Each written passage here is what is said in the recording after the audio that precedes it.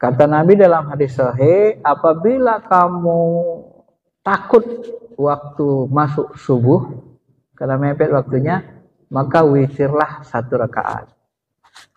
Nah, bagi Nabi sholat witir itu wajib. Jadi sebenarnya Bu, setelah tahajud kita witir. Lebih utama. Witir. Witirnya mungkin sudah diselesaikan waktu Isya gitu Ustaz. Jadi saya kadang bingung mana lebih utama dari ditambah tahajudnya jadi belakang, karena udah dekat-dekat subuh paling atau stop aja gitu. Jadi istighfar gitu. Jadi lebih utama istighfar atau rakaat yang ditambah gitu. Iya. Kalau kita sudah witir tadi Isya, boleh nggak kita sholat witir lagi sesudah tahajud? Jawabannya boleh. Karena kita mengulangi namanya kan. Iya, 1 kali 1 malam. Witir itu artinya sholat ganjil penutup. Tadi kan sudah ketutup, tahu-tahu bangun lagi, tutup lagi. Nah, sebagian ulama lebih kuat pendapat bolehkan. Nah, bagaimana dengan kalau kita sudah witir, apakah kita milih tahajud atau istighfar? Amalan itu Bu, kalau ditanya lebih utama, amalan itu kalau penjelasan Nabi kan tidak ada mana yang lebih utama. Secara sederhananya tidak ada penjelasan. Tetapi amalan itu yang lebih utama bisa kita pahami dari yang pertama. Mana lebih utama sholat dari istighfar? Tentu lebih utama sholat. Nah, kalau kita sudah lelah sholat, capek, takut tidak khusyuk, maka lebih bagus duduk istighfar dengan khusyuk. Karena amalan lebih utama itu adalah amalan yang paling khusyuk. Percuma ibu capek, udah sholat capek, tinggal apa buru-buru ngejar-ngejar ngebut, sholat 2 rakaat, percuma. Nanti nggak khusyuk jadinya, malah nggak utama kan. Fawaidul lil musallin, bagus istighfar saja. Nah, karena kita kalau sholat nggak boleh gerusak-gerusuk, apalagi sendiri. Nah, itu kalau sendiri-sendiri sholatnya kebanyakan orang-orang yang ruhaninya bagus tuh luar biasa. Beda dengan sholat jemaah. Kalau sholat jemaah kita lihat banyak yang diringankan. Tapi kalau sholat sendiri itu banyak yang aslinya keluar gitu Pak. Kalau di depan umum nggak dilihatkan itu. Ada teman saya kalau sholat itu dinikmati oleh Allah.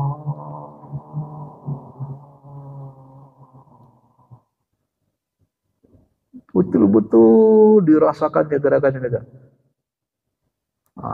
Kalau model begini nggak bisa sholat jemaah ini. Nggak bisa. Ditinggal sama makmum.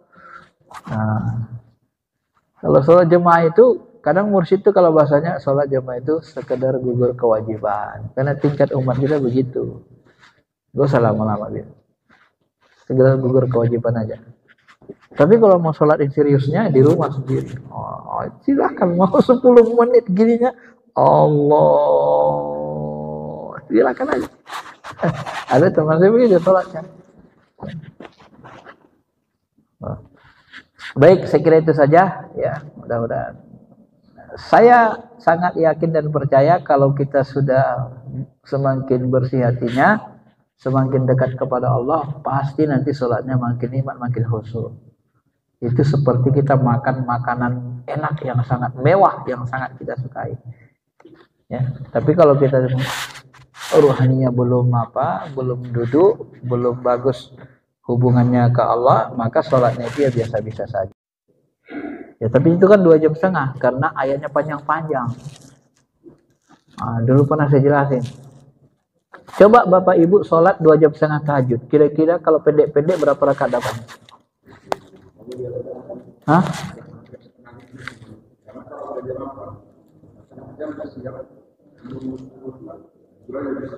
Iya. Misalnya gini, kita subuhnya kan jam 5. Berarti tahajudnya kalau 2,5 jam tarik jam 4, jam 3, tengah 3. Jadi tengah 3 kan 2,5 jam. Tengah 3 sampai subuh. Ya. Kalau Bapak Ibu melaksanakannya 40 malam berturut-turut, kalau nanti tidak ada perbedaan dengan hari ini, cuman bilangkan ya. Nggak usah lagi Ibu belajar agama. Campakkan aja Islam ini. Kalau tidak berubah. Nah, itulah hebatnya tahajud itu. Tapi laksanakan 2 jam setengah 40 hari. Saya berani mengatakan karena saya sudah mengamalkan. Pasti berubah, hati kita berubah itu.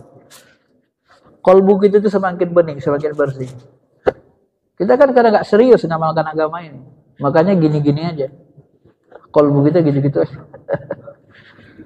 Padahal tahajud saja 2 jam setengah 40 hari kita lama amalkan. Oh, luar biasa pengaruhnya.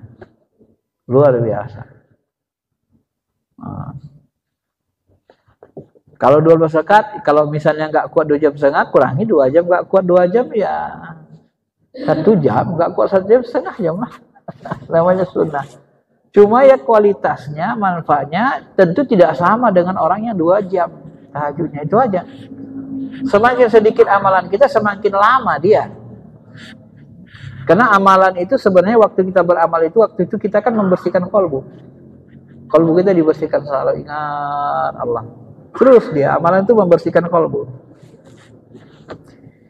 Ya walaupun ada manfaatnya begini-begini, ya itu kan bonusnya lah itu ya. Yang penting diamalkan saja. Amalkan saja karena Allah.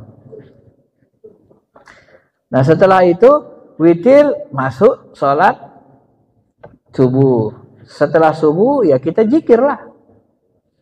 Sampai isyraq. Sampai isyraq terbit matahari. Nah, tadi kan disebut urutannya. Setelah itu kita sholat isra 2 rakaat. Baru sholat sunnah hajat. Hajat namanya sholat isti'azah. Sholat sunnah hajat mohon perlindungan kepada Allah dari godaan setan. Nah, jadi kalau belum itu sebenarnya sudah masuk duha, awal duha. Karena Ibnu Abbas mengatakan awal duha itu setelah isyraq terbit matahari itu sudah masuk awal duha. Maka sebahagian ulama menyebut sholat isyraq itu adalah sholat duha. Ada yang menyamakan. Karena sudah masuk awal duha. Cuman yang paling abdul duha itu tentunya di jam sekitar jam 8 ke atas sana. Itu abdulnya kan gitu. Nah, baru sholat istikharah. Sholat istikharah ini apa? Ya mohon supaya kalbu kita dipilihkan Allah. Kuat kalbu kita itu memilih. Mana bisikan dari malaikat Allah, mana bisikan dari setan. Supaya kita jangan milih pilihan-pilihan bisikan-bisikan setan tadi. Istikharah. Ini selama sulu. Ya, kalau udah gak sulu lagi gak begitu malahnya. Ini selama sulu saja. Ini namanya melatih kan. Nah, itulah terus diamalkan tadi sampai kepada duha, sampai nanti kepada sholat tasbih gitu ya. Amalannya. Kalau yang dikatakan Ustaz Somad 2 rakaat itu sholatnya orang ya, itu sholatnya orang minimalis. Ya minimalis. Daripada tak duha 2 rakaat pun jadi, daripada tak tahajud 2 rakaat pun jadi. Kan tahajud itu minimal 2 rakaat. Nah, jadi kasih amalan minimalis 2 rakaat aja, gitu 2 rakaat. Namanya minimalis. Kalau amalan Nabi nggak minimalis. Kalau amalan kita minimalis, otomatis hasilnya juga jadi sesuaikanlah hasilnya dengan itu. Kecuali kita sudah tingkat tinggi, amalan minimalis itu manfaatnya sangat besar. Kalau orang yang sudah hatinya ingat Allah, sholatnya itu sholatnya sholat dawam, sholat daim namanya. Sholat daim itu apa? Hatinya, kolbunya ya ke Allah saja. Gitu.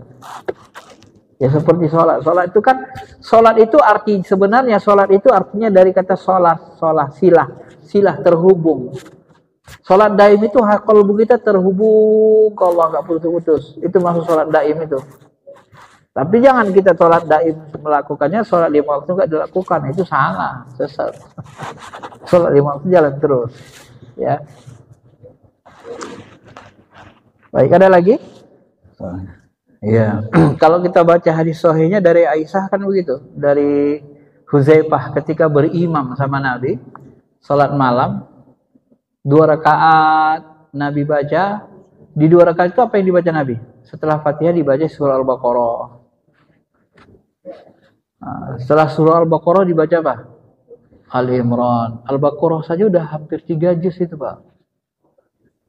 Nah, jadi kalau dihitung itu 5 juz setengah. Coba baca Quran 5 juz setengah, tartil, biasa saja. Itu makan waktu sekitar 2 jam setengah. hitungan kita. Itu dia memang begitu Nabi. Jadi berdirinya itu lama sekali. Rukuknya tidak pala sampai setengah jam. Lama-lama juga. Tapi yang paling lama itu berdirinya. Karena berdirinya baca Quran. Ya. Ketika kita rukuk lama. 15 menit, 20 menit. Ya, Nabi rukuknya sempurna. Mungkin dia melatih seperti itu. Gak masalah. Kalau secara tekstual jahirnya begitu memang. Nah, tapi memang kita harus. Nah, kita itu kan karena tidak mampu kita ringankan. Nggak mampu kita berdiri lama-lama. Udahlah, biar aja 2,5 jam atau 2 jam. Tapi rekatnya dapatnya banyak. Nggak masalah juga. Maka Imam Malik itu sholat tarawihnya 40 rakaat. 41 sama witir, 43 riwayat lain. Karena memang 2 jam itu dapatnya segitu, Pak. 2,5 jam itu dapatnya sekitar 40 rakaat. Nah, kalau Bapak Ibu nggak percaya lagi, coba lagi. Nanti tahu hitungannya berapa rakaat 2,5 jam itu. Pasti nanti 40-an dapatnya.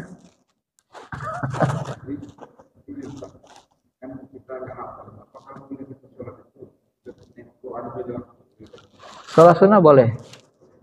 Boleh. Yang penting usahakan hati kita tetap ke Allah. Kan saya ngomong gini kan hati saya bisa ke Allah kan. Lagi baca gini hati saya kan bisa ke Allah. Nah, itu saja. Maka sholat sunnah dibolehkan. Tapi kalau sholat wajib supaya hadir hatinya tidak terganggu, disunnahkan baca yang hafal saja. Ini sholat pokok gitu. Nah, gitu Pak ya, nggak apa-apa. Namanya melatih kan. Latihan itu namanya riyadoh. Riyadoh itu latihan. Maka zikir-zikir di tarekat itu banyak dalam bentuk riyadoh. Melatih supaya kita terbiasa.